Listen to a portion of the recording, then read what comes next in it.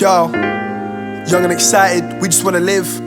Not thinking about our actions or the consequence. Not thinking about how we can affect an individual and how the way we act can almost turn a person mental. Take for an instance, two grown-up style lovers. One person hates relationships, meanwhile the other loves them. The first grew in a home where the mum and dad weren't in love, but they'd always stay together for the sake of a family bond.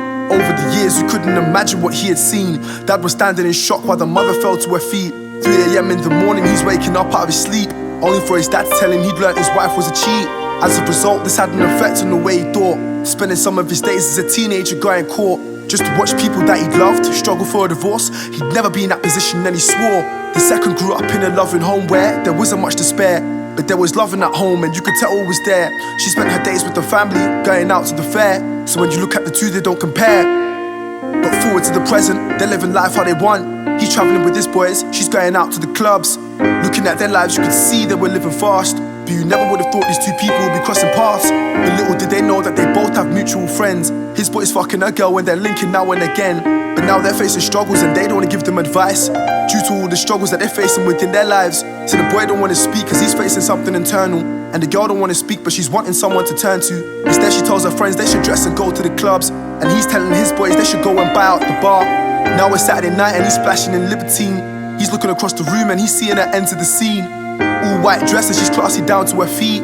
He tries to keep composure while the DJ's playing some beats. He walks into her section, hoping she don't reject him. She looks at his jewelry, starts to pay him attention. Now he's starting to think that this beauty might be a trap, but shorty was looking sweet, so he decides to ask for a snap. Now it's been a couple months and they start to speak even deeper.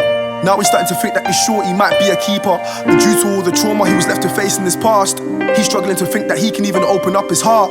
These are all the thoughts that he's having walking to her door, and she opens up the door telling him that she's been wanting more from the situationship that these two are currently in. But she knows that she's worried, so she ain't put pressure on him. She asks a simple question, are you in love with me? And he replies with, nah, I'm only with you for the beat, yeah.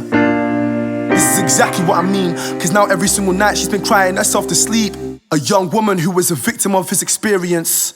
Now every guy that speaks, she's not even hearing him, she's mindful. This is life, it's a vicious cycle. Now she's being careful of the people she gives her time to. Young and excited, we just wanna live. Not thinking about our actions or the consequence.